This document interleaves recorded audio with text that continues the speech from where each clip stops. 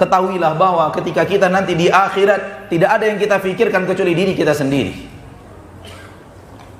Tidak ada yang kita pikirkan keselamatannya kecuali diri kita sendiri. Walal akhiratu khairul laka minal ula. Akhirat lebih baik bagimu dibanding dunia ini. Allah tabaraka wa ta'ala mengatakan di dalam ayat-ayatnya yang sangat banyak. Rasulullah sallallahu alaihi wasallam mengatakan di dalam hadis-hadis beliau bahwa di akhirat seseorang hanya peduli kepada keselamatan dirinya. Bahkan dia tidak peduli kepada keselamatan anaknya, keselamatan istrinya, keselamatan ayahnya, keselamatan ibunya. Yang dia pikirkan hanyalah keselamatan dirinya sendiri.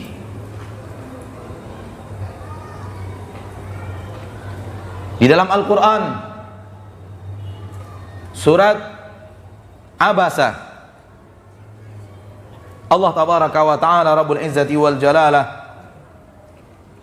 mengatakan, yauma yafirrul mar'u min akhi wa ummihi wa abihi wa sahibatihi wa bani likulli imri'in minhum yawma idzin sya'nun yughni. Pada hari itu setiap manusia lari daripada saudaranya. Kita bertemu dengan saudara kita di hari akhirat, namun kita tidak peduli kepada saudara kita itu bagaimana nasibnya. Kita menjauh darinya, kita tidak peduli kepada keadaannya. Wa ummihi wa abi.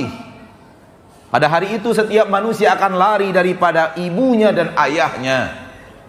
Kita bertemu ayah dan ibu kita. Kita tahu ini ayah kita, kita tahu ini ibu kita, namun kita tidak peduli kepada mereka. Kita tidak mempedulikan keadaannya. Wa sahibatihi wa bani. Pada hari itu manusia akan lari daripada istrinya dan anak-anaknya. Tak ada orang lebih dekat kepada kita lebih daripada istri dan anak-anak kita. Manusia-manusia khusus spesial yang memiliki hubungan yang spesial dengan kita di permukaan bumi ini. Yang banyak sekali manusia rela apapun demi mereka. Bahkan rela melakukan hal yang dia tahu tidak boleh, hal yang dia tahu diharamkan Allah tabaraka wa ta'ala Rabbul Izzati wal Jalalah demi orang-orang yang ia cintai ini. Akan tapi pada hari itu setiap manusia bertemu dengan istrinya, bertemu dengan anaknya, dia lari dari mereka semua. Tidak peduli kepada keselamatan istrinya, tidak peduli kepada keselamatan anak-anaknya. Kenapa? Likulli imri'in minhum yawma idzin sya'nun yughni. Setiap mereka pada hari itu memiliki urusan masing-masing yang akan menyibukkan mereka. Setiap masing-masing individu manusia memiliki urusan perkara yang membuat dia sibuk dan dia tidak peduli kepada siapapun, termasuk anaknya, istrinya, ayahnya, ibunya, saudaranya, temannya, tetangganya, orang satu bangsa dan negara dengannya, tidak satu bangsa dan negara dengannya, dia tidak peduli. Jangankan mereka, orang-orang yang sangat khusus memiliki hubungan spesial dengannya, dia tidak akan peduli. Kenapa? Dia hanya peduli kepada keselamatan dirinya sendiri.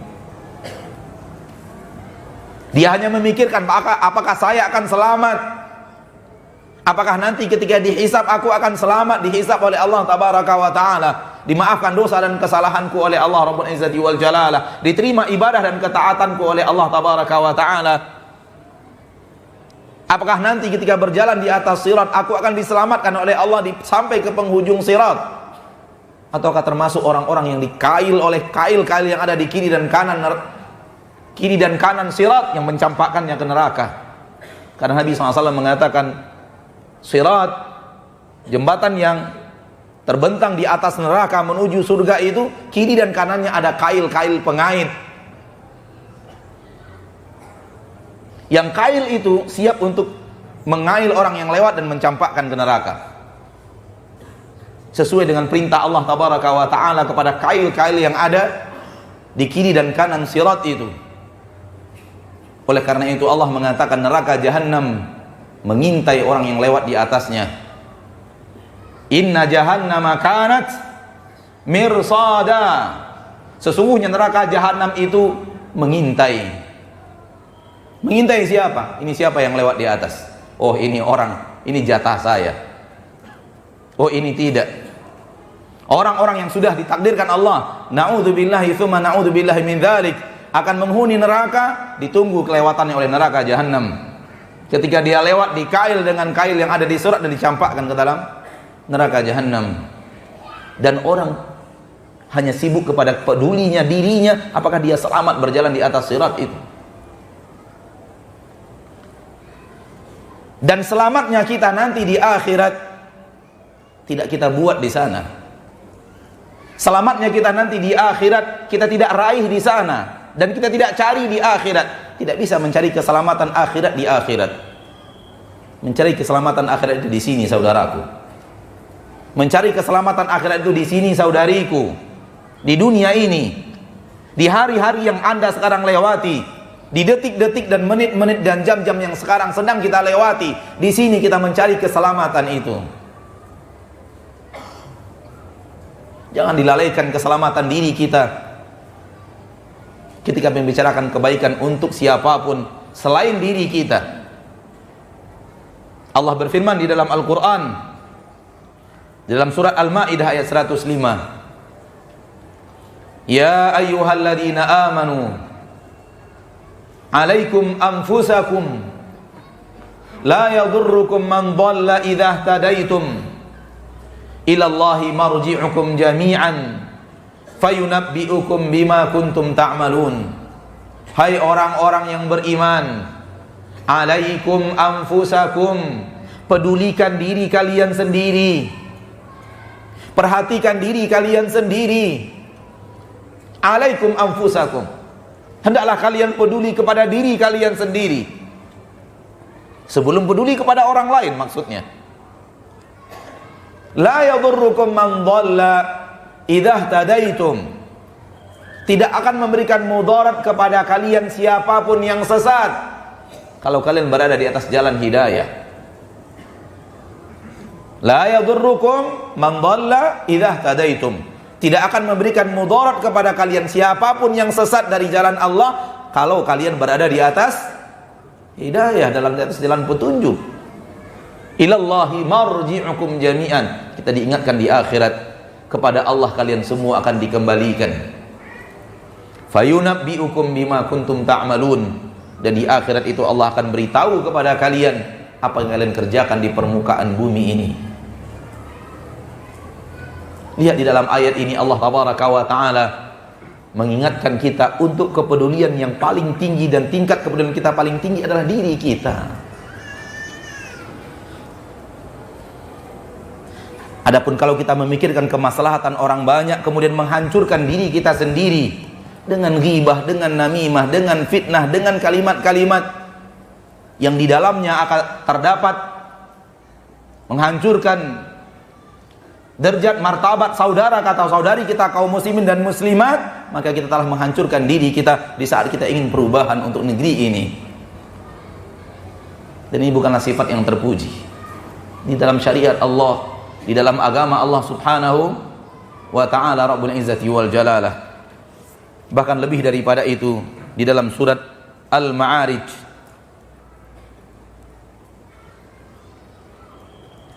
dan apa yang Allah katakan dalam surah Al-Ma'arij jauh lebih dahsyat dibanding apa yang Allah katakan dalam surat Abasa yang tadi telah kita bacakan.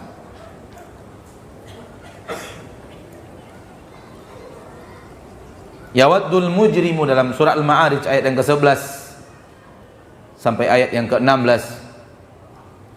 Yawaddul mujrimu law yaftadi min adabi yawmi idzin bibani wa sahibatihi wa akhihi wa fasilatihi allati tu'wi wa man fil ardi jami'an thumma yunji kalla innaha ladha nazza'atan lisyawa.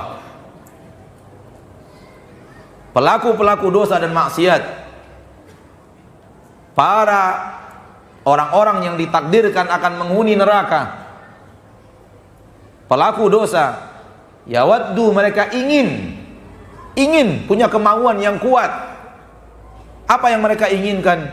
Lau yaftadi min adabi yaumi idzin bibani, kalau boleh dia menebus dirinya dari azab yang ada pada hari itu dengan semua anak-anaknya.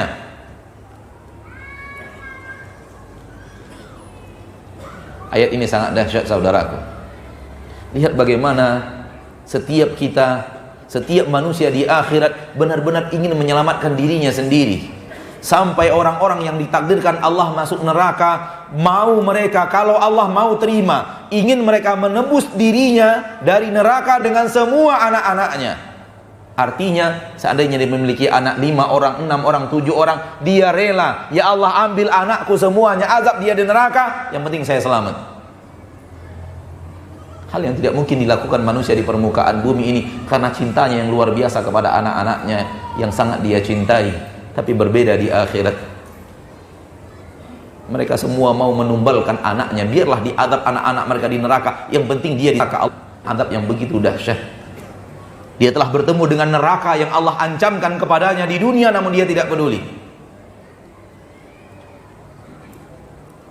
Wa sahibatihi wa akhihi, istrinya dan saudaranya. Mau dia, ya Allah azab istriku di neraka, selamatkan saya. Ini saudaraku, azab mereka di neraka, selamatkan saya. Wa fasilatihi allati tu'wi, dan keluarga besarnya yang selama ini telah melindunginya di permukaan bumi, yang telah berusaha untuk membelanya di permukaan bumi, ambil mereka semua, ya Allah azab di neraka, selamatkan saya. Wa man fil ardi jami'an tsumma yunjih, bahkan semua manusia yang ada di permukaan bumi, azab mereka, ya Allah yang penting selamatkan saya. Namun Allah katakan kalla, sekali-kali tidak. Itu tidak mungkin. Tidak mungkin Allah akan mengazab seorang anak demi menyelamatkan ayahnya yang ke neraka. Karena di akhir urusan masing-masing, keselamatan masing-masing. Tak mungkin seorang istri Allah akan masukkan ke neraka untuk menyelamatkan suaminya. Tidak mungkin. Tidak mungkin seorang keluarga besar akan Allah azab di neraka dari dosa seorang pelaku maksiat, dan pelaku maksiat itu kemudian yang akan diselamatkan. Namun lihat bagaimana inginnya seseorang selamat di akhirat, bahkan mengorbankan semua orang yang dia kenal. Namun Allah katakan kalla, sekali-kali tidak. Innaha lawwa, yang ada untukmu wahai pelaku maksiat yang banyak di permukaan bumi, tidak peduli kepada aturan-aturan Allah, perintah-perintah Allah tabaraka wa ta'ala dan larangan Allah, adalah api yang menyala-nyala, nazza'atan lisyawa, yang kemudian mencabut kulit yang ada di kepala. Dan sebagian ulama ahli tafsir mengatakan mencabut syawa, mencabut daging-daging dari tulang. Api neraka itu membuat daging-daging terpisah dari tulangnya. Insyaallah kita lanjutkan setelah melaksanakan salat Isya berjamaah. Sallallahu wasallam wa baraka wa an'am ala abdihi wa rasulihi Muhammad.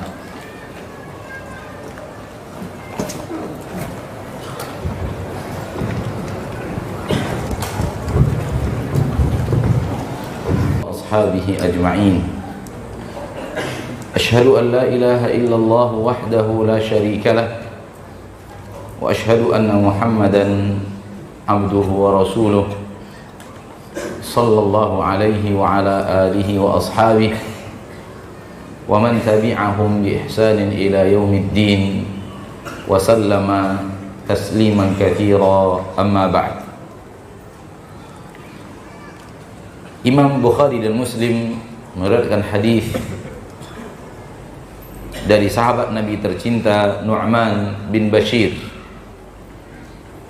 radhiyallahu anhuma wa ardahuma. Berkata Nu'man bin Bashir, sami'tu Rasulullah sallallahu alaihi wasallam yaqul, aku mendengar Rasulullah sallallahu alaihi wasallam bersabda, ala wa inna fil jasadi mudghah, idza saluhat saluhal jasadu kulluh, wa idza fasadat fasadal jasadu kulluh. Ketahuilah bahwasanya di dalam jasad ini ada sebuah gumpalan. Idza saluhat, apabila dia baik, saluhal jasadu kulluh, akan baik jasad semuanya. Wa idza fasadat apabila jasad itu, apabila gumpalan itu rusak, fasadal jasadu kulluh, akan rusak semua jasadnya. Ala wahiyal qalb, ketahuilah dia adalah hati. Di dalam hadis yang mulia ini Nabi SAW mengingatkan kepada umatnya, mengingatkan kepada semua manusia bahwa seluruh anggota tubuh itu akan tunduk kepada perintah yang datang dari hati.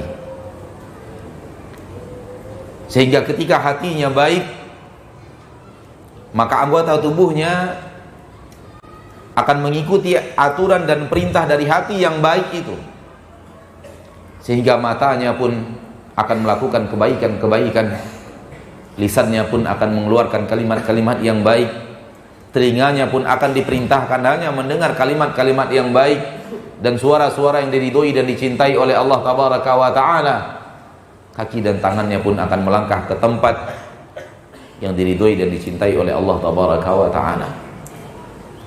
Tangannya pun hanya bergerak untuk hal yang diridhoi dan dicintai oleh Allah Subhanahu wa Ta'ala, karena semua itu perintah dari hatinya yang baik. Namun sebaliknya, kalau hati itu berpenyakit dan rusak, maka dia akan perintahkan mata untuk melakukan hal-hal yang di dalamnya ada maksiat. Dia akan perintahkan telinga untuk mendengarkan kalimat-kalimat dan tenang di atas kalimat-kalimat yang dia dengarkan, yang dia tahu itu tidak diridhoi dan tidak dicintai oleh Allah Subhanahu wa Ta'ala. Kemudian lisannya pun akan mengeluarkan kata-kata yang buruk dan busuk karena datang dari perintah hati yang buruk dan busuk itu. Kaki dan tangannya pun akan bergerak ke jalan yang tidak diridhoi dan dicintai oleh Allah Tabaraka wa Ta'ala, karena semua itu datang dari hati. Pertanyaan berikutnya kepada kita, kalau kita ingin serius memperbaiki diri kita, lalu pertanyakan sejauh mana kita telah membenahi hati kita. Di dalam hadis yang sahih riwayat Imam Muslim dari Abu Hurairah radhiyallahu taala anhu wa ardahu, Nabi SAW mengatakan, innallaha la yanzuru ila suwarikum wala ila amwalikum walakin yanzuru ila qulubikum wa amalikum. Sesungguhnya Allah Tabaraka wa Ta'ala Rabbul Izzati wal Jalalah tidak akan melihat kepada bentuk rupa kalian, tampan gak tampan, bukan itu yang jadi patokan Allah Tabaraka wa Ta'ala untuk Allah lihat dari hambanya. Wala ila amwalikum, Allah juga tidak melihat kepada harta kalian, miskin tidak miskin, bukan sesuatu yang dilihat dan dipandang oleh Allah Tabaraka wa Ta'ala dari setiap hamba. Walakin, akan tetapi yanzuru ila qulubikum, Allah melihat kepada hati kalian, apakah itu hati yang baik atau tidak. Wa a'malikum, dan kemudian Allah akan melihat kepada amalan-amalan kalian. Sebagian orang menganggap perbaikan hati hanya sampai kepada hati, tidak berefek kepada amalan anggota badan, dan ini batil. Karena amalan anggota badan tidak melakukannya kecuali perintah dari hati. Ketika mata kita masih melihat hal yang diharamkan Allah Tabaraka wa Ta'ala, itu pertanda hati kita sedang sakit, hati kita busuk, sehingga dia perintahkan mata untuk melihat hal yang diharamkan Allah Subhanahu wa Ta'ala. Ketika lisan kita masih membicarakan hal yang kita tahu itu tidak diridhoi dan dicintai oleh Allah, ghibah, namimah, dusta, dan yang lainnya, maka ini menunjukkan hati kita yang masih kotor, hati yang masih tidak bersih, karena dia yang telah memerintahkan lisan untuk membicarakannya, dan tidaklah lisan itu kecuali juru bicara dari hati setiap manusia. Dan ketika hati itu masih mencintai syahwat, maka dia akan perintahkan telinga untuk mendengarkan sesuatu yang dia senangi dengan syahwatnya. Ma'asyiral muslimin, ma'asyiral muslimat, hal yang salah dan keliru orang yang berbuat maksiat dengan amalannya, lalu kemudian dinasihati dan dikatakan kepada yang tinggalkan amalan itu, dia katakan yang penting hati bersih. Amal yang telah berbuat maksiat menunjukkan hati yang kotor. Maksiat yang tidak ditinggalkan itu menunjukkan hati yang tidak mau patuh dan taat kepada perintah dan larangan Allah, dan ini menunjukkan hati yang sakit, hati yang kotor yang harus dibenahi. Kita tidak berbicara manusia, mari kita berbicara diri kita sendiri. Mari kita introspeksi diri kita sendiri. Sejauh mana kita telah mengontrol hati kita untuk memiliki sifat-sifat yang dicintai oleh Allah di hati itu? Sejauh mana kita memperhatikan hati kita untuk kita perbaiki dan kita benahi, untuk kita cabut daripadanya kecintaan-kecintaan kepada syahwat, kecintaan-kecintaan kepada hal yang tidak dicintai dan diridhoi oleh Allah tabaraka wa ta'ala Rabbul Izzati wal Jalalah. Hai manusia, dirimu yang sebenarnya adalah hatimu. Seandainya dia baik, maka akan baik seluruh anggota tubuhmu. Seandainya dia buruk dan busuk, dia akan perintahkan hal yang buruk dan busuk kepada amalan-amalan yang ada di anggota tubuhmu yang lainnya. Abu Hurairah mengatakan, al-qalbu malikun wal a'dha'u junuduh, fa in tabal malik tabat junuduh, wa in khabuthal malik khabuthat junuduh. Sesungguhnya hati adalah raja, dan anggota tubuh yang lainnya adalah tentara dan pasukannya. Apabila raja itu baik, maka akan baik tentara-tentara dan pasukan-pasukannya. Wa in khabuthal malik, sebaliknya, ketika raja itu jahat, khabuthat junuduh, akan buruk dan jahat juga pasukan-pasukan dan tentara-tentaranya. Amalan yang buruk, manusia menunjukkan buruk apa yang ada di dalamnya. Sebaliknya, buruk yang ada di dalam, dialah yang memerintahkan keburukan untuk diamalkan oleh anggota badan. Oleh karena itu tidak ada alasan kepada setiap yang berbuat maksiat mengatakan, walaupun saya begini yang penting hati saya bersih. Bersih dari mana? Seandainya dia bersih, dia akan membuat engkau berhenti daripada perbuatan maksiat. Seandainya hati itu bersih, hati itu akan memerintahkan anggota tubuh untuk berhenti dari yang diharamkan Allah tabaraka wa ta'ala Rabbul Izzati wal Jalalah. Karena dia tidak bersihlah, maka dia tidak melarang anggota tubuh yang lainnya untuk melakukan maksiat. Karena dia yang memerintahkan anggota tubuh untuk berbuat maksiat. Pertanyaan kita adalah sejauh mana kita membenahi hati itu, yang dia adalah diri kita yang sebenarnya. Dirimu ada dua ya saudaraku, terdiri dari jasad yang bisa terlihat, dan terdiri daripada hati, ruh yang ada di dalam. Dan diri kita yang sebenarnya adalah ruh itu. Terbukti ketika kita wafat, seluruh jasad kita masih ada, tapi orang telah mengatakan kita pergi. Orang telah mengatakan kita tiada. Padahal seluruh anggota tubuh kita masih lengkap di hadapan mereka, masih lengkap di hadapan anak-anak dan istri kita, di hadapan suami dan anak-anak kita. Namun semua orang mengatakan kita telah pergi. Karena kita yang sebenarnya adalah ruh itu, yang ada di dalam diri kita itu. Sejauh mana kita telah memperbaiki diri kita yang sebenarnya? Mari kita benahi diri kita, saudaraku, saudariku, kaum muslimin dan muslimat. Jangan gara-gara memikirkan manusia, kita lupa memperbaiki diri kita. Perhatikan hati kita sejauh mana dia telah benar-benar cinta kepada akhirat lebih daripada cintanya kepada dunia. Sejauh mana dia benar-benar telah mencintai Allah dan Rasulnya lebih daripada siapapun dari manusia yang ada di permukaan bumi, sehingga kepatuhan dan ketaatannya hanya kepada Allah dan Rasulnya yang tertinggi, dan siapapun yang menyisihi Allah dan Rasulnya tidak akan dipatuhi dan tidak akan ditaati olehnya. Sampai mana kita mencintai amal saleh, sehingga benar-benar ingin beramal saleh dan memperbanyak amal saleh itu, karena kita tahu di sanalah sumber keselamatan kita di akhirat. Dan sejauh mana kita telah membenci maksiat, kefasikan, dosa, dan berusaha untuk menjauhinya dari seluruh anggota tubuh, karena di sanalah kehancuran kita di akhirat kalau seandainya kita tidak menghentikannya. Allah tabaraka wa ta'ala berfirman dalam Al-Quran surah Al-Hujurat, walakinna allaha habbaba ilaikumul iman wa zayyanahu fi qulubikum wa karraha ilaikumul kufra wal fusuqa wal isyan ulaika humur rasyidun. Surat Al-Hujurat ayat yang ke-7. Walakinallaha habbaba ilaikumul iman, akan tapi Allah lah yang telah memberikan kecintaan kepada kalian terhadap iman. Wa zayyanahu fi qulubikum, Dan Allah yang menghiasi keimanan itu di dalam dada kalian, di dalam hati kalian. Wa karraha ilaikumul kufra wal fusuqa wal isyan. Dan Allah yang telah membuat dia benci, membuat hati itu benci kepada kekufuran, kepada kefasikan, kepada kemaksiatan.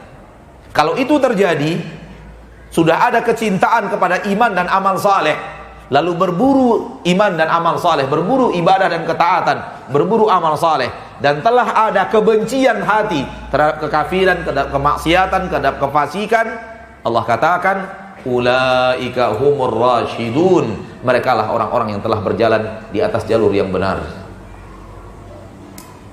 Mari kita introspeksi diri kita, sejauh mana kita memiliki kecintaan kepada iman dan amal saleh, sehingga kita berburu untuk melakukan iman dan amal saleh.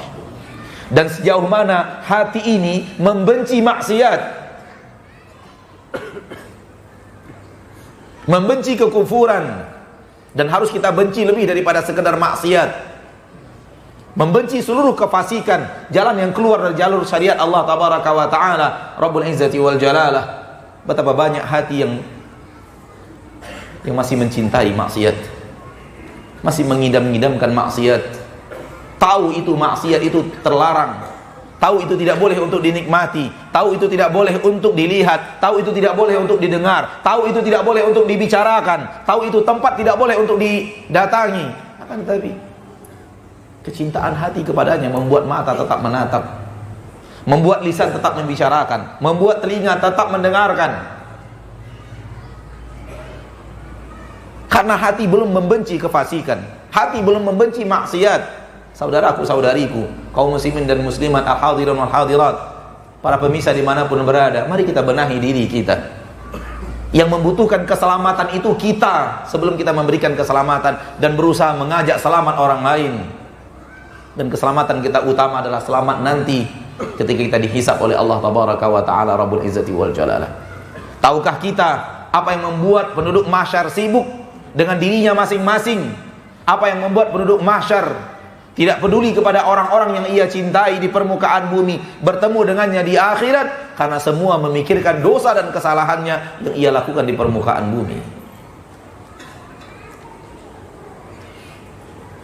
Karena ketika manusia dibangkitkan Allah dari kubur, Allah katakan alimat nafsun ma qaddamat wa akharat. Setiap manusia yang Allah bangkitkan dari alam kubur, dan kita adalah salah seorang di antara mereka, dan pasti setiap manusia akan mengetahui dan akan ingat seluruh yang dia kerjakan. Qaddamat, apa yang dia persembahkan, wa akharat, apa yang dia akhirkan. Ada dua pendapat para ulama ahli tafsir. Qaddamat, ketaatan, dia ingat seluruh yang dia lakukan daripada ketaatan. Akharat, dia ingat seluruh maksiat. Jadi setiap manusia yang hadir di yaumil mahsyar, dia ingat seluruh ketaatannya, amalan yang ada di permukaan bumi. Ingat sholatnya, ingat puasanya, ingat zakatnya, ingat sedekahnya, ingat jujurnya, ingat baktinya kepada orang tua, ingat ketika dia dulu mengunjungi orang sakit, menyelenggarakan jenazah, dan seterusnya, melakukan pengajian, membaca Al-Quran, dan seterusnya dan seterusnya. Namun dia juga ingat seluruh maksiat yang pernah dipandang oleh matanya, yang pernah didengar oleh telinganya, yang pernah diucapkan oleh lisannya, yang pernah dikerjakan oleh tangannya, yang pernah dilangkahkan oleh kakinya, yang pernah dirasakan oleh kulitnya, yang pernah dilakukan oleh hatinya. Semua dia ingat. Makna yang kedua, qaddamat wa akharat, semua manusia ingat apa yang dia kerjakan seumur hidupnya. Qaddamat, apa yang dia kerjakan ketika dia hidup, maksiat atau ibadah. Akharat, apa yang dia akhirkan, maksudnya adalah dia juga diingatkan oleh Allah atas dosa atau maksiat atau ibadah atau taat yang terjadi dari dirinya setelah kematiannya. Itu pun diingatkan Allah tabaraka wa ta'ala kepada dirinya. Akhi fiddin, apakah setelah orang wafat dia tidak bisa lagi menambah ibadahnya? Bisa tidak? Bisa. Sebaliknya, apakah ketika seorang manusia wafat, dia tidak bisa menambah maksiatnya walaupun sudah wafat? Bisa. Amal saleh dan maksiat masih bisa bertambah dalam catatan amalan kita walaupun kita sudah wafat, ketika kita meninggalkan ketaatan dan orang mengikuti ketaatan itu. Ada masjid yang kita bangun, ada pesantren yang kita bangun, ada asrama yatim piatu yang kita bangun, ada pondok tahfiz yang kita bangun, ada harta kita yang bermanfaat, ada ilmu yang kita ajarkan kepada manusia sehingga ilmu itu bermanfaat bagi manusia dan diamalkan oleh manusia.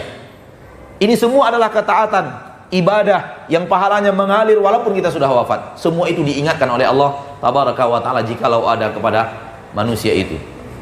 Sebaliknya, kalau terjadi adalah maksiat, ada tempat maksiat yang kita bangun, ada pekerjaan maksiat yang kita ajarkan kepada manusia, kemudian manusia mengamalkannya, maka ia akan mengalirkan dosa. Walaupun kita sudah wafat, dosa itu terus mengalir dalam kehidupan kita, walaupun dalam catatan kita, walaupun kita sudah tiada. Salah satu makna tafsir qaddamat, apa yang kita kerjakan seumur hidup, akhirat adalah sesuatu yang datang kepada kita daripada dosa atau pahala yang mengalir setelah wafat. Itu semua diingatkan Allah di dalam memori kita. Ya akhi, tak mungkin untuk kita bayangkan. Jangankan untuk mengingat seluruh kalimat yang pernah keluar dari lisan ini. Apabila kita sudah mengingat seluruh kalimat yang pernah keluar dari lisan ini, kemarin saja kita sudah tidak mampu untuk melakukannya. Jangankan kemarin, apabila kita disuruh mengingat semua kata-kata yang pernah kita ucapkan dari tadi pagi sampai zuhur tadi, kita tidak bisa lagi mengingat semuanya. Walaupun sebahagiannya masih bisa kita ingat. Bayangkan semuanya, semua yang pernah kita ucapkan dengan lisan kita hadir dalam ingatan. Semua yang pernah kita lihat dengan mata kita hadir dalam ingatan. Semua yang pernah kita dengar dengan lisan, dengan telinga kita dari perkataan orang, siapapun itu, hadir dalam ingatan manusia di padang mahsyar. Hadir dalam semua ingatan kita yang ada di padang mahsyar. Kemana saja kaki kita pernah melangkah, semuanya kita ingat dan tak ada yang kita lupakan. Karena Allah mengingatkan semuanya di dalam memori itu. Dan ini yang membuat semua penduduk mahsyar hidup dengan kekhawatiran, hidup dengan ketakutan luar biasa, karena ternyata di dalam memori hidupnya banyak maksiat yang telah dia kerjakan.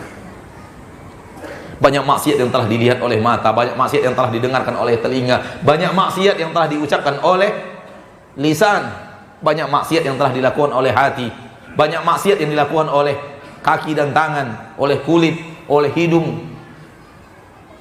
dan semua itu akan dihisab oleh Allah tabaraka wa ta'ala. Naam, kita membawa ibadah dan ketaatan, tapi kita belum pernah tahu apakah ibadah dan ketaatan itu akan diterima oleh Allah. Kita membawa dosa dan maksiat, naam, kita sudah minta ampun, bertaubat, namun kita belum tahu apakah itu akan diterima taubat kita dan diampuni dosa kita oleh Allah tabaraka wa ta'ala.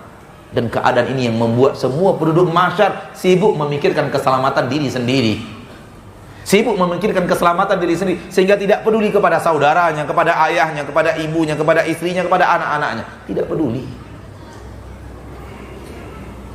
Dan itu ratusan tahun. Manusia di padang mahsyar ratusan tahun, bukan hitungan puluhan tahun ataupun puluhan hari. Dalam keadaan seperti itu, hidup kita tidak seberapa di permukaan bumi ini. Kita hanya berumur 50, 60, 70 tahun, sedikit yang melewati 70 tahun dari umat Nabi Muhammad sallallahu alaihi wasallam. Akan tapi di sana ratusan tahun dalam kondisi ketakutan seperti ini. Dalam kondisi tanpa pakaian, matahari 1 mil di atas kepala, panas yang luar biasa, penantian yaumul hisab. Ini yang harus kita pikirkan, lebih daripada kita memikirkan apapun kebaikan terhadap orang lain. Ini nasihat anak pada kesempatan yang berbahagia ini kepada diri anak arahkan kepada kita semua, saudara-saudariku kaum muslimin dan muslimat. Ingat, ketika kita memikirkan manfaat untuk orang lain, pertanyaannya manfaat untuk diri kita bagaimana? Kita ketika memikirkan kebaikan untuk orang lain, pertanyaannya kebaikan itu untuk diri kita bagaimana? Ketika kita memikirkan keselamatan untuk orang lain, ingat keselamatan untuk diri kita seperti apa kita memikirkannya. Tidaklah ulama-ulama terdahulu, orang-orang soleh terdahulu yang telah menghiasi dunia ini dengan ibadah mereka yang luar biasa, dengan takwa mereka yang luar biasa, kecuali keselamatan dirinya yang mereka fikirkan. Abu Hurairah radhiyallahu taala anhu wa ardhah di akhir hayatnya menangis, di ranjang kematiannya menangis radhiyallahu anhu wa ardhahu. Dan ketika ditanyakan pada Abu Hurairah, apa yang membuat engkau menangis? Abu Hurairah mengatakan, perjalanan panjang di akhirat yang saya ingat, dan sedikitnya bekal yang aku bawa. Aku tidak tahu apakah nanti aku selamat di sana atau tidak. Ini Abu Hurairah, sahabat Nabi yang mulia sallallahu alaihi wasallam, yang paling banyak menghafal hadis Nabi SAW dan paling banyak mengajarkan hadis Nabi sallallahu alaihi wasallam kepada manusia. Sampai hari ini biiznillah, dengan izin Allah, Abu Hurairah telah mendapatkan pahala dari setiap hadis yang kita pelajari. Tidak sedikit amalan Abu Hurairah radhiyallahu taala an. Dan Rasulullah SAW wafat dalam keadaan ridho kepada Abu Hurairah, dalam keadaan senang dan cinta kepada Abu Hurairah radhiyallahu taala anhu. Berbeda dengan diri kita, namun Abu Hurairah masih mengkhawatirkan keselamatannya di akhirat. Akankah kita lupakan keselamatan kita itu dan kita sibuk dengan urusan dunia, kita sibuk dengan urusan manusia, kita sibuk dengan urusan berita, lalu kita lupakan diri kita dan keselamatan kita? Ya akhi, dirimu yang paling penting. Alaikum anfusakum, dirimu perhatikan. Perhatikan diri kalian. La yadurrukum man dhalla idza tadaikum. Idza tadaitum, tidak memberikan mudarat apapun kepada engkau apabila engkau berada di atas hidayah, tidak akan memberikan mudarat kepadamu siapapun yang sesat. Tak ada mudarat apapun kepadamu. Kalau semua manusia ke neraka, yang penting engkau ke surga. Sebagaimana tidak ada untung bagimu wahai muslim, wahai muslimah, seandainya semua manusia ke surga, namun dirimu kemana? Ke neraka Allah tabaraka wa ta'ala. Maka yang penting diri kita selamatkan, diri kita benahi. Dan tidak akan terjadi pembenahan untuk bangsa yang besar ini, untuk negara yang besar ini, kalau tidak terjadi pembenahan pada individunya. Bicara pembenahan untuk negeri ini adalah pembenahan kepada orang-orang yang tinggal di negeri ini. Pembenahan untuk negara yang besar ini, pembenahan terhadap orang-orang yang menghuninya. Dan tidaklah negara ini adalah kecuali gabungan kita dan kita, kecuali gabungan orang-orang yang hidup di dalamnya. Ketika orang-orang yang hidup di dalamnya rusak, negaranya akan rusak. Namun ketika yang hidup di dalamnya adalah orang-orang yang baik, maka negara akan baik. Karena tidaklah negara kecuali adalah saya, anda, dan saudara kita yang lainnya, muslim dan muslimah, dan orang-orang lain yang hidup di dalamnya. Ketika penuh dengan perbuatan maksiat, maka negeri tidak akan rusak. Dan apapun usaha perbaikannya tidak akan berhasil kalau orangnya tidak diperbaiki. Sebagaimana yang tadi kita bacakan dalam ayat Al-Quran surat At-Tahrim. Nabi memulainya dari pembenahan individu. Nabi memulainya dengan perbaikan individu, ketakwaan individu. Ketika individu itu mulai kembali kepada jalan Allah subhanahu wa ta'ala, maka akan terlihat perbaikan.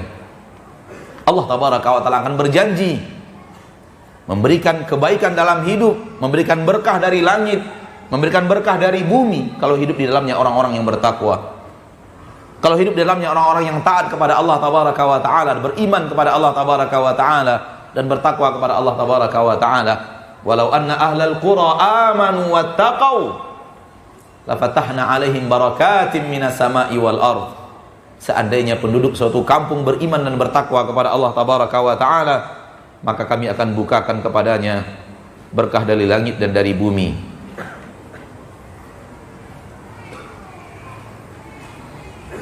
Terdapat di dalam Al-Quran surah Al-A'raf ayat 96. Walau anna ahlal qura amanu wattaqau lafatahna alaihim barakatim minas sama'i wal ardh walakin kadzabu fa akhadnahum bima kanu yaksibun. Seandainya penduduk suatu kampung, suatu negeri beriman dan bertakwa kepada Allah, kita perbaiki diri kita dengan semakin memperbaiki keimanan dan ketakwaan kita kepada Allah. Niscaya Allah berjanji, la fatahna alaihim barakatim minas sama'i wal ardh. Allah akan bukakan berkah-berkah yang sangat banyak dari langit dan dari bumi. Walakin kadzabu, akan tapi mereka mendustakan, fa akhadnahum bima kanu yaksibun. Lalu kami azab mereka disebabkan apa yang telah mereka kerjakan daripada dosa dan kesalahan. Maksiat yang dilakukan oleh orang-orang yang hidup di negeri ini tidak akan mengundang kecuali kehancuran untuk negeri ini. Kalau kita ingin benar-benar ingin memikirkan kemaslahatan untuk negeri kita, maka benahi diri kita. Sebelum kita berbicara kemaslahatan untuk orang lain, kita membenahi diri kita untuk keselamatan diri kita sendiri. Nanti kita kembali kepada Allah Subhanahu wa ta'ala. Ikhwani wa akhwati fid din, rahimani wa rahimakumullah. Mudah-mudahan apa yang bisa kita sampaikan dari ayat-ayat Allah tabaraka wa ta'ala, daripada hadis-hadis Nabi kita tercinta Muhammad sallallahu alaihi wasallam merupakan tazkir yang tadi telah kita bacakan. Fadzakir fa inna dzikra tanfa'ul mu'minin, berikan peringatan karena peringatan yang datang dari Allah dan Rasulnya akan bermanfaat kalau dihadapkan kepada orang-orang yang di hatinya ada iman. Semoga kita memiliki keimanan yang bisa menyambut seruan-seruan Allah dan ajakan-ajakan Rasul kita tercinta Muhammad sallallahu alaihi wasallam yang disampaikan kepada kita melalui para ahli ilmu ulama yang mempelajarinya dari Nabi sallallahu alaihi wasallam dan para ustadz kita yang telah menyampaikannya kepada kita. Dan semoga Allah menjadikan kita hamba-hambanya yang lebih peduli keselamatan diri sendiri sebelum peduli kepada keselamatan siapapun di permukaan bumi ini. Amin ya rabbal alamin. Wa sallallahu wasallam wa baraka wa an'am ala abdihi wa rasulihi Muhammad.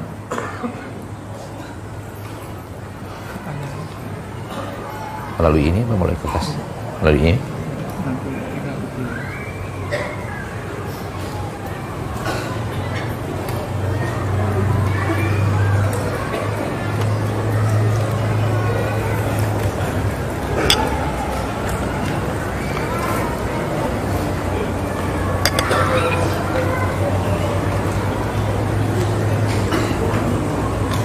Pertanyaan pertama, Ustadz, saya memiliki penyakit hati. Bagaimana cara menyembuhkannya? Kalau penyakit hati yang dimaksud adalah penyakit hati dalam bahasan syariat, masih mencintai maksiat dan tidak mau meninggalkan maksiat itu, belum juga mau meninggalkan maksiat itu, apabila itu yang dimaksud, maka jawaban kita adalah bertakwalah kepada Allah dan takutlah kepada Allah dan murkanya. Hidup Anda singkat, hidup ini seramatlah singkat, dan kenikmatan apapun yang ada di dalamnya adalah kenikmatan semu. Kenikmatan yang hakiki hanya ada di akhirat, di surga Allah Subhanahu wa ta'ala. Apalagi kalau kenikmatan yang ada di dalamnya adalah kenikmatan yang haram, maka dia akan berakhir dengan adab di kampung, di negeri adab tiada tara, di neraka Allah tabaraka wa ta'ala Rabbul Izzati wal Jalalah. Ingat selalu Anda akan dikembalikan kepada Allah. Ingat selalu kematian belum pernah datang memberitahu sebelumnya.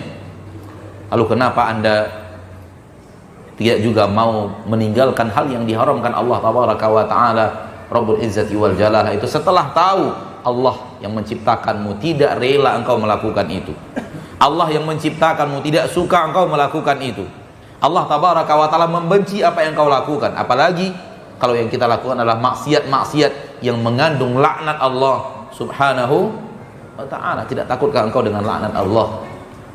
Allah menjauhkanmu dari rahmatnya, Allah menjauhkanmu dari kasih sayangnya.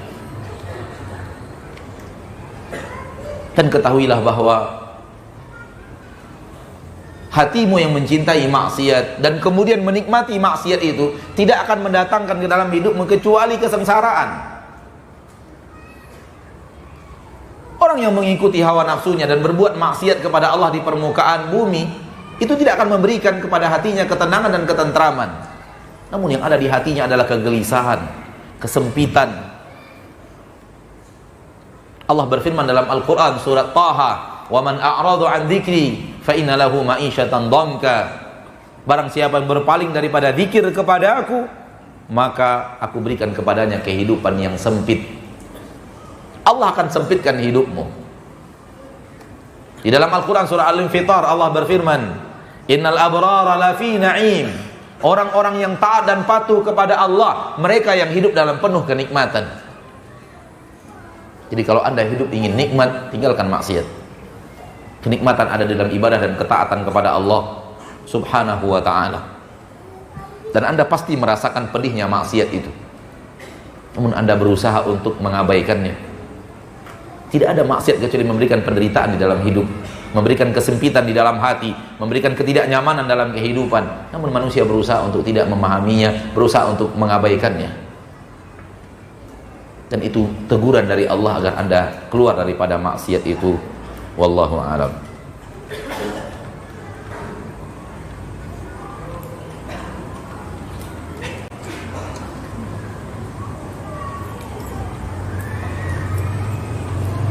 Niat ana libur pekan ini mau pulang kampung, tapi tidak jadi. Apakah salah jika ana tidak jadi pulang kampung karena ingin ikut pengajian? Kalau ingin pulang kampung, ziarah kepada orang tua, berbakti kepada orang tua, berbakti kepada kaum kerabat, memberikan kebaikan, apalagi bisa menyampaikan dakwah dan nasihat kepada mereka, memberikan hadiah, nasihat-nasihat yang berharga kepada mereka, buku-buku yang berharga kepada mereka. Kalau itu tujuan pulang kampung, maka itu adalah perjalanan ibadah. Dan menuntut ilmu juga perbuatan ibadah, dan kedua-duanya adalah kebaikan. Yang mana satu yang antum pilih, maka di dalamnya tidak ada yang namanya salah, karena antum tidak berjalan di atas hal yang maksiat. Antum pulang kampung untuk berdakwah, untuk berbakti kepada orang tua, untuk silaturahmi kepada sanak famili, keluarga, untuk memberikan hadiah-hadiah yang bermanfaat untuk agama mereka. Antum pun di sini untuk menambah ilmu. Namun secara afdaliyah, secara keafdolan, maka ibadah yang bisa memberikan manfaat untuk orang lain lebih afdal daripada ibadah yang manfaatnya hanya untuk diri sendiri. Para ulama mengatakan ibadah al-muta'addiyah, ibadah yang manfaatnya bisa mengalir ke orang lain, dan amar ma'ruf nahi mungkar, menasihati orang lain, memberikan hadiah-hadiah yang bermanfaat untuk agama, nasihat yang bermanfaat untuk agama, untuk orang lain, apalagi mereka adalah keluarga-keluarga terdekat kita. Ini adalah ibadah yang sifatnya muta'addiyah, ibadah yang kebaikannya mengalir ke orang lain. Walau belum tentu orang yang dinasihati menerima atau yang lainnya, tapi dia adalah ibadah yang mana kita memberikan kebaikan kepada orang lain. Sementara menuntut ilmu, sebuah ibadah yang manfaatnya qasirah ala nafs, hanya untuk diri kita. Maka wallahu ta'ala alam, seandainya pulang kampungnya untuk yang tadi, untuk berdakwah, menyampaikan nasihat, memberikan hadiah-hadiah yang bermanfaat, membawa buku-buku yang bermanfaat, membawa CD-CD kaset yang bermanfaat untuk orang-orang yang kita cintai, keluarga yang kita cintai, maka ini lebih bermanfaat. Seandainya mereka ada yang terbuka pintu hatinya, dapat hidayah disebabkan apa yang kita lakukan, maka pahala yang dia kerjakan dalam hidupnya mengalir dalam catatan hidup kita sebagai orang yang mengajaknya kepada kebaikan. Namun tidak ada yang salah manakala ini yang kita pilih atau itu yang kita pilih. Wallahu alam. Antara dua ketaatan jangan ditabrakkan. Ustadz,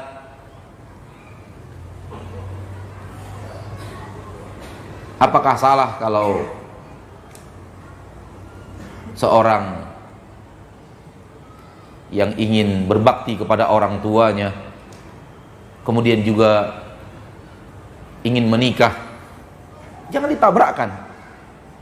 Menikah tidak menghalangi kita berbakti kepada orang tua. Berbakti kepada orang tua tidak menghalangi kita untuk menikah. Jangan ditabrakkan antara dua ketaatan. Seandainya bisa digabungkan kedua-duanya, itu yang terbaik. Kalau tidak, pilih salah satu, dan pilihan manapun adalah kebaikan. Adalah apa? Kebaikan.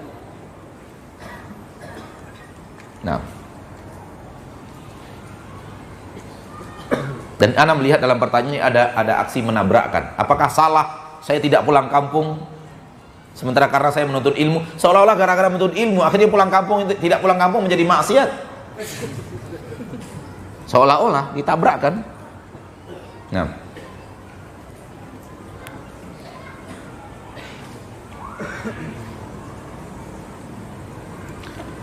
pertanyaan berikutnya, Ustadz, apakah kita bisa berdakwah terhadap orang lain, orang-orang terdekat kita, sedangkan kita belum mampu berdakwah terhadap diri kita sendiri? Beramar ma'ruf nahi mungkar adalah kebaikan yang luar biasa. Namun menjadi maksiat apabila kita mengajak kepada yang mungkar, kita mengajak kepada amal ma'ruf yang wajib lalu kita tinggalkan, dan kita melarang dari perbuatan haram lalu kita kerjakan. Namun kalau maksudnya adalah saya belum bisa seperti ustadz berdakwah, saya belum punya ilmu yang cukup matang, dan ketaatan saya baru sebatas yang diwajibkan oleh Allah ditambah sedikit ibadah sunat, saya bukanlah orang yang rasanya pantas berdakwah. Ini jebakan iblis.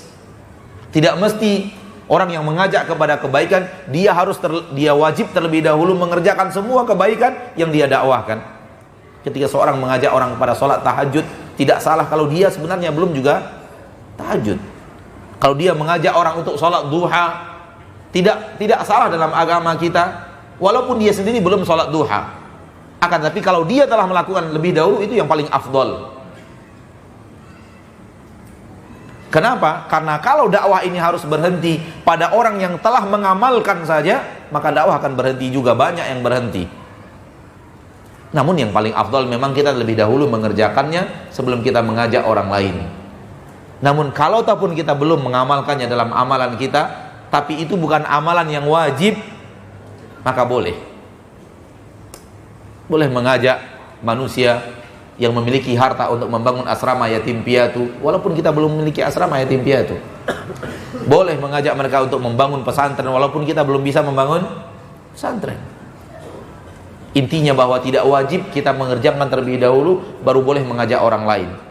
Tapi kalau kita mengajak kepada amalan wajib, kita harus mengerjakannya dulu, baru boleh mengajak. Kalau tidak, kita terkena ancaman Allah Tabaraka wa Ta'ala dalam surat As-Saff yang tadi kita bacakan. Ya ayyuhalladzina amanu lima taquluna ma la taf'alun, kabura maqtan indallahi an taqulu ma la taf'alun.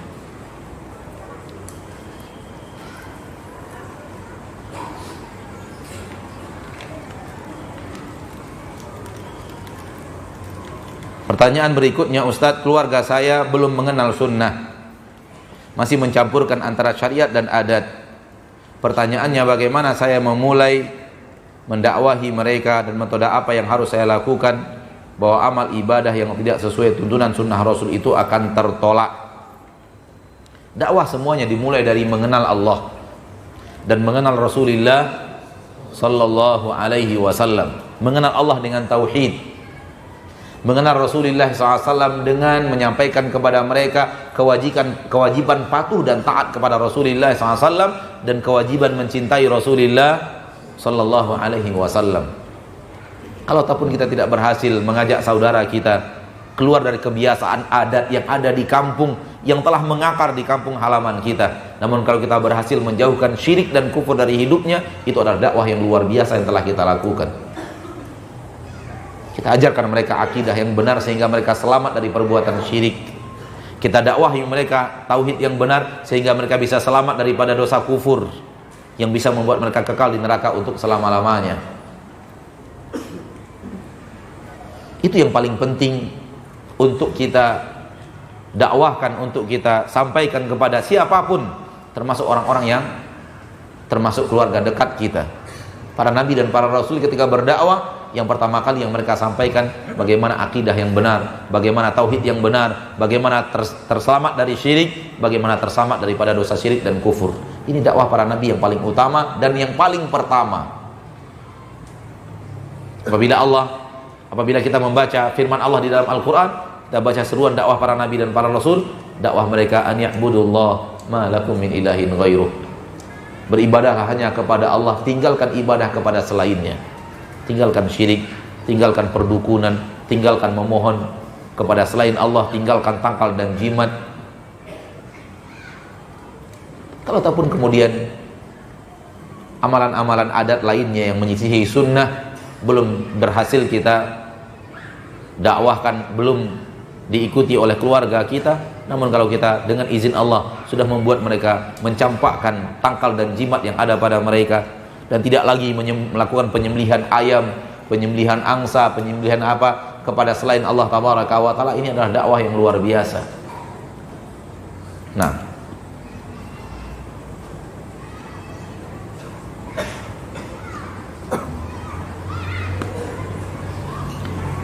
bagaimana menasihati orang tua yang masih melakukan perbuatan bid'ah? Orang tua tidak semuanya bisa langsung berdiskusi dengan anaknya. Bahkan kebanyakan orang tua tidak bisa berdiskusi dengan anaknya. Ini yang kita saksikan. Maka berhati-hati dalam menasihati orang tua secara langsung dari lisan kita. Berhati-hati, kita tidak katakan meninggalkan. Lihat kondisi orang tua kita. Apakah orang tua kita adalah orang yang bisa berdiskusi dengan anaknya? Kebanyakan orang tua ditutup dia oleh syaitan untuk menerima kebenaran dari anaknya. Karena menurut bisikan syaitan kepadanya, ini anak saya harus patuh kepada saya, bukan saya yang harus patuh kepada dia. Amat sedikit orang tua yang kemudian dalam hatinya, kalau kebenaran datang dari anak saya, berarti harus saya terima. Karena kebenaran harus diambil dari siapapun, walau dari anak saya. Ini amat sedikit, walaupun ada. Maka kalau orang tua antum termasuk orang yang tidak bisa diskusi dengan anaknya, jangan paksakan harus diskusi secara lisan, apalagi mengakibatkan orang tua kemudian marah-marah dan kemudian mencak-mencak dan yang lainnya, kemudian mengusir antum dan mengatakan antum sesat dan yang lainnya. Jangan dipaksakan harus berbicara dengan lisan, bisa dengan tulisan, bisa dengan surat, bisa dengan buku, bisa dengan membawa orang tua pergi pengajian, bisa dengan mendatangkan seseorang yang bisa diskusi dengan orang tua kita, karena orang tua bisa diskusi dengan orang lain yang tidak bisa diskusi dengan anaknya. Dan tentunya dengan doa, jangan sampai lupakan, karena Allah tabaraka wa taala yang membolak-balikkan hati. Ustaz, bagaimana membedakan teman yang mengajak ke surga dan teman yang mengajak ke neraka? Insya Allah gampang. Kalau teman mengajak kita kepada ibadah dan ketaatan, berarti teman yang berusaha mengajak kita ke surga. Karena ibadah dan ketaatan adalah jalan ke surga. Maksudnya mengajak kita ke surga, ke jalan surga. Adapun teman yang selalu dengan dia kita terpengaruh untuk melakukan maksiat, maka itu teman yang mengajak kita ke jalan neraka. Mengajak kita ke surga bukan berarti kita dipegangnya tangan kita, ditariknya kita ke surga, bukan. Itu bukan itu mengajak jalan ke surga. Karena manusia tidak pernah tahu siapa yang sampai ke surga, siapa yang tidak, apalagi yang ada di zaman kita sekarang ini. Namun maksudnya mengajak ke surga adalah mengajak kita untuk beramal ibadah, menjalankan ketaatan kepada Allah, meninggalkan maksiat kepada Allah. Lihat, ketika engkau dekat dengan dia, setelahnya apa yang terjadi pada dirimu? Semakin rajin ibadah, berarti itu teman yang baik, lanjutkan persahabatan dengannya. Semakin malas antum beribadah setelah itu indikasi teman yang tidak baik, tinggalkan dan berusaha menjauh dari teman yang seperti itu. Lihat ketika engkau bersahabat dengannya, apa yang terjadi pada dirimu? Semakin engkau cinta agama, cinta Allah dan Rasulnya, berarti dia orang yang baik, dan bersahabatlah dengannya. Namun semakin hatimu keras, semakin hatimu mencintai maksiat, dia mengeluarkan kata-kata yang membuat engkau ingin menikmati maksiat itu, maka tinggalkan persahabatan dengannya. Wallahu a'lam. Dan manusia punya tabiat terpengaruh oleh orang lain yang ada di sekitarnya. Oleh karena itu Nabi SAW menyuruh kita tidak berteman dengan sembarang orang. Nabi SAW menyuruh kita memilah-milah siapa orang yang akan kita jadikan teman baik. Namun sekedar kenal, mengucapkan salam, bertemu mengucapkan salam, senyum kepadanya, ini kepada semua muslim. Namun bersahabat khusus, selalu dekat bersamanya, selalu pergi makan bareng dengannya, pergi ke sana ke sini dengannya, ini harus dipilih-pilih, harus dipilah-pilah. Wallahu a'lam.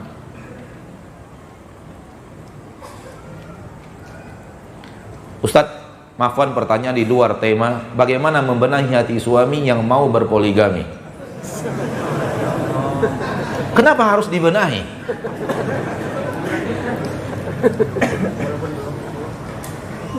Intinya poligami bukanlah maksiat. Kenapa harus dibenahi?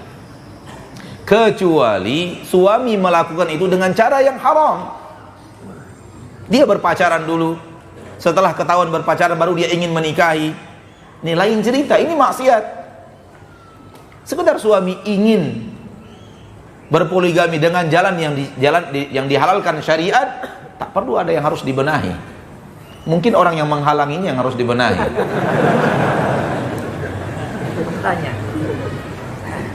Kecuali dia melakukannya dengan maksiat. Karena pintu maksiat seperti sekarang ini, untuk itu juga terbuka luas. Lihat dia sibuk, ternyata ada akhwat lain. Ngapain? Dakwah kepada akhwat. Siapa bilang dakwah? Kalau terlihat dia menjalin hubungan yang terlarang, walaupun hanya sekedar chatting-chattingan, maka harus dibenahi. Karena kalau Anda ingin berpoligami, katakan berpoligami dengan syariat, bukan dengan syahwat. Maka jalan yang maksiat tidak akan membawa setelahnya kepada kecuali kehancuran dan kebinasaan. Orang yang kemudian sebelum menambah istrinya, dia berpacaran dulu dengan mantannya dan semacamnya, ini akhirnya dalam rumah tangga berpoligaminya rusak. Dia tidak akan peduli syariat. Dan ibadah poligami di zaman sekarang ini walaupun berat, akan tetapi dia bukanlah maksiat, sehingga tidak perlu dibenahi hati, kecuali kalau dia melakukannya dengan jalan yang maksiat. Pertanyaan berikutnya, Ustadz, bagaimana sikap kita dalam usaha membenahi diri sendiri dan orang yang terdekat dengan kita masih saja terlihat salah? Mungkin orang yang terdekat dengan kita maksudnya adalah istri atau suami. Tidak ada orang yang lebih dekat kepada kita lebih daripada istri dan suami. Si suami ingin berbenah diri, namun istrinya belum. Si istri ingin berbenah diri, suaminya belum. Bagaimana Ustadz? Lanjutkan aksi berbenah dirimu walaupun suamimu belum. Lanjutkan aksi berbenah dirimu wahai suami walaupun istri Anda belum. Karena di akhirat pun antum tidak peduli kepadanya. Antum tidak peduli kepada istri selamat atau tidak selamat. Antumnya tidak akan peduli kepada suami selamat atau tidak selamat. Kita hanya peduli kepada keselamatan diri kita sendiri, seperti tadi yang telah kita bacakan dari ayat-ayat Allah Subhanahu wa ta'ala. Maka membenahi diri sendiri tidak harus ada suami yang mensupport, tidak harus ada istri yang mensupport, nggak mesti. Karena pertanggungjawaban di akhirat pun bukan sepasang-sepasang. Dan tidak ada halangan bagi suami yang ingin istiqamah di agama Allah kalau istrinya masih berbuat maksiat. Tidak ada halangan baginya untuk istiqamah di jalan Allah. Sebagaimana tidak ada halangan bagi istri yang ingin berbenah diri ketika dia melihat suaminya masih di atas maksiat. Naam, yang terbaik adalah perbaikan secara bersama, saling bahu-membahu, saling bantu-membantu, saling mengingatkan. Nabi SAW mengatakan dalam hadis yang sahih, semoga Allah merahmati seorang suami yang bangun dan sholat di malam hari. Setelah itu dia bangunkan istrinya. Ketika istrinya malas-malasan, dia percikkan air di wajah istrinya. Dan semoga Allah tabaraka wa ta'ala merahmati seorang istri yang bangun di malam hari dan sholat, kemudian dia bangunkan suaminya. Ketika suaminya bermalas-malasan, dia percikkan air ke wajah suaminya. Ini yang terbaik. Suami istri yang saling bahu-membahu, berusaha saling menasihati, berusaha saling mengajak ke jalan Allah tabaraka wa ta'ala Rabbul Izzati wal Jalalah. Tapi hati-hati mengamalkannya, karena ketika kita bacakan hadis ini, minggu depannya seorang ibu mengatakan, saya amalkan Ustaz, saya dimaki-maki oleh suami saya. Memercikkan air ke wajah suami saya, membangunkannya untuk sholat malam. Hati-hati mengamalkannya. Maksudnya adalah suami yang sudah pas, saling mengingatkan, saling menasehati, saling mengajak kepada ketaatan, sehingga ketika ada rasa malas, istri memercikkan air ke wajah suaminya, kemudian suaminya kaget. Kalau sudah kaget, kemudian ngantuk tiba-tiba hilang karena kaget dipercikkan air. Datang semangat, dia berterima kasih kepada istrinya yang telah menghilangkan rasa kantuknya. Namun kalau suami yang belum semangat beribadah, dia masih belum bagus sholat fardunya, apalagi sholat tahajudnya, dipercikkan seperti itu, wajar disampret oleh suaminya. Ini pengamalannya kurang pas, tidak cocok. Maksudnya adalah suami istri yang sudah saling bahu-membahu dan saling ajak mengajak, ya, sehingga ketika ada sesuatu yang menghalangi, dia berusaha menghilangkan apa yang menghalangi suaminya. Ternyata kantuk, dia percikkan air. Apa yang menghalangi istri, ternyata ngantuk, percikkan air. Wallahu ta'ala alam. Sebaiknya, seafdolnya adalah itu. Namun kalau toh pun ternyata Allah takdirkan tidak seperti itu dalam hidupmu saat ini, sekarang ini, maka jangan berputus asa. Di rumah Fir'aun hidup seorang istri penduduk surga. Dan insya Allah seburuk apapun suamimu, belum akan seburuk Fir'aun. Nah,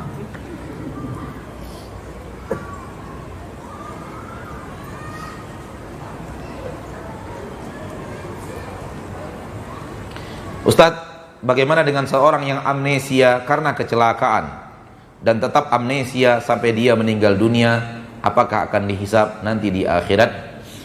Akan dihisab sebelum amnesianya, karena itu keadaan dia berakal. Adapun kondisi di mana dia tidak berakal, rufi'al qalam, diangkat qalam, diangkat pena, dan tidak akan tertuliskan dosa apapun mana seanak orang yang sedang hilang ingatan, hilang akalnya. Rufi'al qalam an thalath, diangkat pena dari 3 kelompok manusia. Anis sabi hatta yahtalim, dari anak kecil sampai dia bermimpi. Wa anin naim hatta yastayqiz, dari orang yang tertidur sampai dia bangun. Wa anil majnuni hatta yafiq, dari orang yang gila hilang ingatan sampai dia sadar siapa dirinya. Ketika dia berumur 40 tahun terjadi tabrakan, kemudian dia amnesia sampai wafat, maka hisabnya adalah sampai usianya yang dia memiliki akal yang sehat.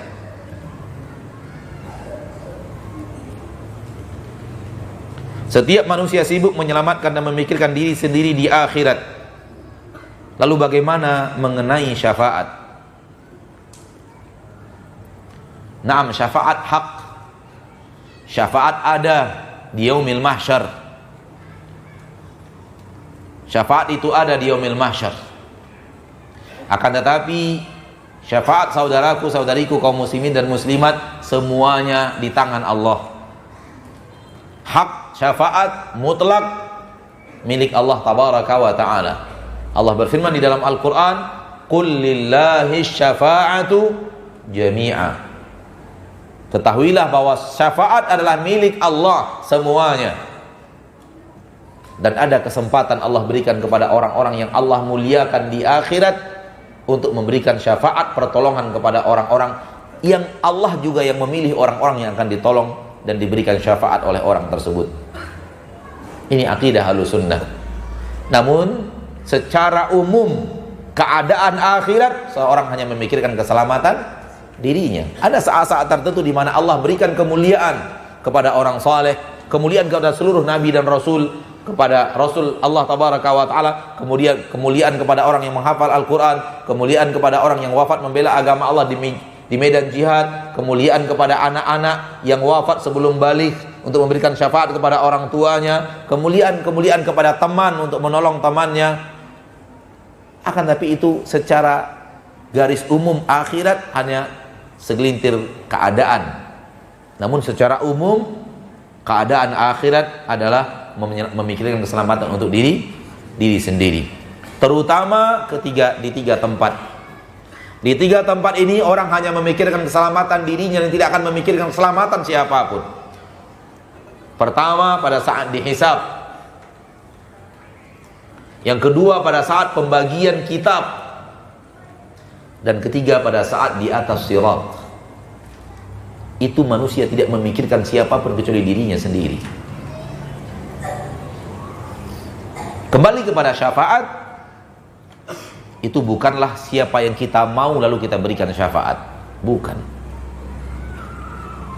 Akan tetapi Allah izinkan kita untuk memberikan syafaat. Seandainya kita diizinkan memberikan syafaat, Allah berikan izin kepada kita memberikan syafaat, dan Allah pilihkan siapa orangnya yang akan mendapatkan syafaat. Sehingga dari sini taulah kita bahwa syafaat itu semuanya milik Allah Subhanahu wa ta'ala. Persis seperti yang Allah katakan di dalam Al-Quran, dalam ayat yang kita hafal, man dzalladzi yashfa'u indahu illa bi'idznih. Siapa yang bisa memberikan syafaat di sisinya kecuali dengan izinnya? Tak ada yang bisa kecuali dengan izinnya. Izin untuk orang yang memberikan syafaat dan izin untuk orang yang terima syafaat. Nah,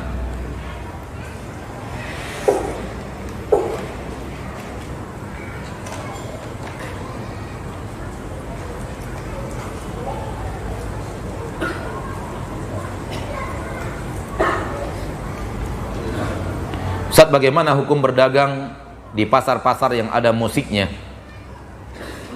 Apakah hasil berdagangnya menjadi haram?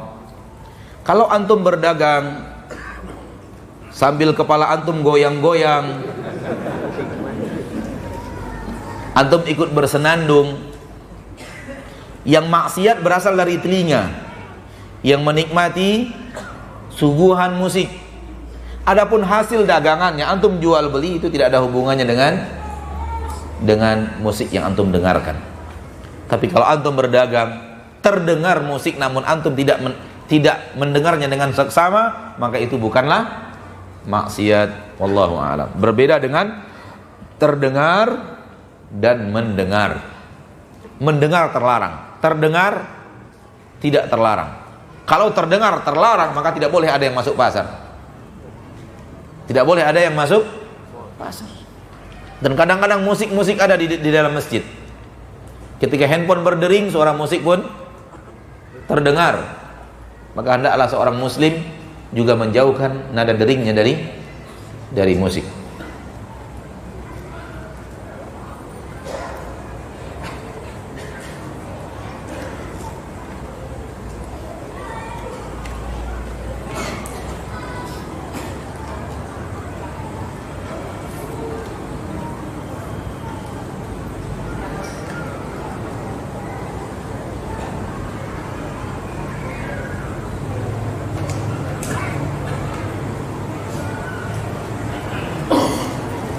Tadi Ustadz mengatakan bahwa agama Islam untuk seluruh manusia dan jin.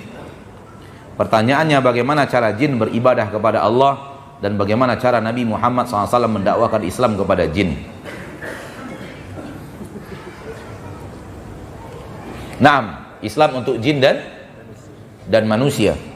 Dan tidak sulit memahami bagaimana Nabi berdakwah kepada jin, karena jin mendengarkan dan melihat perkataan dan gerakan kita. Kita hidup di alam yang sama, memakai dan menggunakan alam yang sama, namun bedanya kita tidak bisa lihat dia, dia bisa lihat kita. Maka di mana sulitnya dan di mana susahnya memahami bahwa jin bisa mendengarkan dakwah Nabi Muhammad sallallahu alaihi wasallam? Karena apa yang diajarkan Nabi, apa yang disampaikan Nabi, gerak-gerik Nabi sallallahu alaihi wasallam, jin bisa dengar dan bisa lihat. Sebagaimana jin bisa dengar dan lihat sekarang dakwah ini, seandainya ada yang hadir di antara mereka, dia dengar, dia bisa simak, dia bisa mendengar sebagaimana kita mendengarkan. Bedanya adalah kita lihat, kita tidak lihat dia, dia bisa lihat kita. Itu yang membedakan. Bagaimana cara mereka beribadah? Persis sebagaimana Allah memerintahkan manusia beribadah. Salatnya, puasanya, zakatnya, dan yang lainnya. Apa yang menjadi syariat Nabi Muhammad SAW menjadi syariat dari alam jin. Namun anda tidak bisa bicara panjang lebar karena anda tidak pernah bertemu mereka dan tidak pernah lihat mereka. Mereka ada di alamnya, Allah lebih tahu tentang mereka. Dan Allah mengatakan mereka mendengarkan ayat-ayat Allah yang dibacakan Rasulullah SAW dan kemudian berdakwah kepada kaumnya untuk beriman kepada Allah. Itu Allah ceritakan di dalam Al-Quran. Inna sami'na Qur'anan ajaba yahdi ila rusydi fa amanna bih wa lan nusyrika bi rabbina ahada. kami telah mendengarkan Al-Quran yang sangat menakjubkan dibacakan oleh Nabi Muhammad SAW. Yahdi ila rushd, Al-Quran itu mengajak kepada jalan yang lurus. Walan nusyrika bi rabbina ahada, dan kami tidak akan berbuat syirik kepada Allah Subhanahu wa taala sedikit pun, tidak akan menyekutukan Allah dengan siapapun. Lihat akidah tauhid yang juga tertanam di kaum jin setelah Nabi membacakan Al-Quran yang mereka dengarkan. Di dalam surah Al-Ahqaf, wa idh sarafna ilaika nafaran minal jinni yastami'una al-Qur'an falamma hadaruhu qalu ansitu falamma qudiya wallaw ila qaumihim mundirin qalu ya qaumana inna sami'na kitaban unzila min ba'di Musa musaddiqa lima baina yadayhi yahdi ila al-haqqi wa ila tariqin mustaqim ya qaumana ajibu da'i Allah wa aminu bih yaghfir lakum min dhunubikum wa yujirkum min adabin alim wa man la yujib da'i Allah falaysa bimu'jizin fil ardi wa laysa lahu min dunihi awliya. Ini di dalam surat Al-Ahqaf, di bagian akhir daripada surah Al-Ahqaf, Allah bercerita tentang sekelompok jin yang mendengarkan dakwah Nabi Muhammad sallallahu alaihi wasallam. Kemudian mereka kembali kepada kaumnya munzirin, memberikan peringatan. Lalu mereka mengatakan kepada kaumnya, ya qaumana ajibu da'i Allah, wahai kaum kami, kaum jin, patuhi dan jawab seruan dai yang mengajak kepada Allah Subhanahu wa taala. Ijabah, terima dai yang telah mengajak kalian ke jalan Allah tabaraka wa taala. Wa aminu bihi, berimanlah kepadanya. Yaghfir lakum min adzabin alim. Yujirkum min ajibu da'i Allah wa aminu bihi yaghfir lakum min dzunubikum wa yujirkum min adzabin alim. Allah akan ampuni dosa dan kesalahan kalian, dan Allah akan jauhkan kalian dari azab yang sangat pedih. Wa man la yujib da'i Allah, siapa yang tidak mau mendengar seruan dai yang mengajak kepada Allah, yaitu Nabi Muhammad sallallahu alaihi wasallam, siapa yang tidak mau menerima dakwah itu, menerima seruan itu, falaysa bimu'jizin fil ard, dia bukanlah orang yang bisa berkuasa di permukaan bumi. Walaysa lahu min dunihi awliya, dan tidak ada penolong baginya selain Allah Subhanahu wa taala. Ulaika fi dhalalim mubin, mereka adalah kesesatan yang nyata.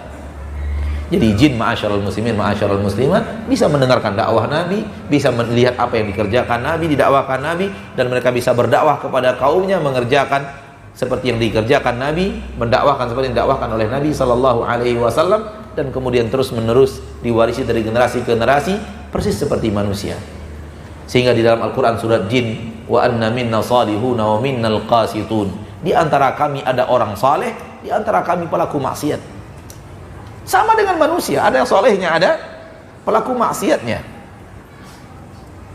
Wa amal qasituna fakanu li jahannama hataba, dan orang-orang yang berbuat maksiat, melakukan kesalahan, maka akan menjadi bahan bakar neraka jahanam, persis seperti manusia. Dan tidak ada jin yang mau bekerja sama dengan manusia kecuali jin yang mau menyesatkan manusia. Camkan itu baik-baik. Oh, yang bersama saya ini jin muslim, jin baik, dokter, ahli ilmu, hafal Quran. Campakkan jin itu. Karena tidak ada jin yang mau bersahabat dengan manusia kecuali jin yang akan menyesatkan manusia. Wa annahu kana rijalun minal ins ya'udzuuna bi rijalin minal jin fazaduhum rohaqa, bahwasanya sekelompok orang dari manusia meminta pertolongan kepada sekelompok orang dari golongan jin, fazaduhum rohaqa, jin itu menambahkan untuk mereka kesesatan. Maka untuk umat Nabi Muhammad sallallahu alaihi wasallam dilarang total 100% kerjasama antara manusia dengan jin dalam bentuk apapun. Maka lihatlah dakwah Nabi Muhammad SAW, tidak pernah Nabi Muhammad minta tolong kepada jin. Seluruh para sahabat murid Nabi tidak ada yang bekerja sama dengan jin. Kalau kita kemudian membaca Al-Quran dan kemudian melihat Nabi Sulaiman ya, memerintahkan jin dan menyuruh jin mengerjakan pekerjaan, itu Nabi Sulaiman, bukan Nabi Muhammad sallallahu alaihi wasallam. Maka syariat Nabi Muhammad berbeda dengan syariat Nabi Sulaiman. Kalau Anda kemudian mengatakan saya menjalankan seperti yang dijalankan Nabi Sulaiman, kita katakan salah. Anda umat Nabi Muhammad, bukan umat Nabi Sulaiman. Dan dalam umat Nabi Sulaiman pun tidak ada yang mengerjakannya, hanya Nabi Sulaiman, bukan umatnya. Sebagian orang berdalil dengan ayat tentang Nabi Sulaiman yang menyuruh jin ifrit, Nabi Sulaiman yang menyuruh jin yang mengambil berlian-berlian di dasar lautan. Kita katakan itu mukjizat seorang nabi yang diberikan Allah kepada beliau, yang tidak Allah berikan, bahkan kepada Nabi Muhammad tidak diberikan itu oleh Allah Subhanahu wa ta'ala. Tapi yang paling penting keselamatan Anda, bukan keselamatan jin. Itu yang paling penting. Bagaimana Anda selamat? Mudah-mudahan apa yang kita bisa bicarakan ini bermanfaat, dan semoga Allah Tabaraka wa ta'ala benar-benar memberikan kepada kita bahwa hati kita ini selalu diingatkan bahwa yang penting itu menyelamatkan diri kita. Jangan terpesona oleh kondisi, oleh keadaan, jangan tertarik oleh arus. Kemudian kita lupa tentang menjaga keselamatan diri kita. Sekali lagi anak katakan bahwa untuk menjaga selamat dari neraka tidak bisa dicari di akhirat. Untuk berusaha mendapatkan surga tidak bisa dicari di akhirat, nggak bisa. Akhirat bukan kampung amal di sini. Orang yang ingin selamat dari neraka, di sini dia berusaha untuk selamat. Dan orang yang ingin berusaha untuk sampai ke surga, di sini dia harus berusaha. Maka jangan sampai lupakan, inilah yang paling penting dalam hidup kita, dan jangan sampai kabar-kabar manusia dan kondisi menarik kita sehingga kita lupa kita adalah orang yang mencari keselamatan. Semoga Allah jaga kita dari murkanya dan nerakanya. Semoga Allah berikan kepada kita ridho dan surganya, dan semoga Allah Tabaraka wa ta'ala jadikan orang-orang yang kita cintai adalah orang-orang yang patuh dan taat kepada Allah Subhanahu wa ta'ala. Subhanakallahumma wa bihamdik, asyhadu an la ilaha illa ant, astaghfiruka wa atubu ilaik. Wassalamualaikum warahmatullahi wabarakatuh.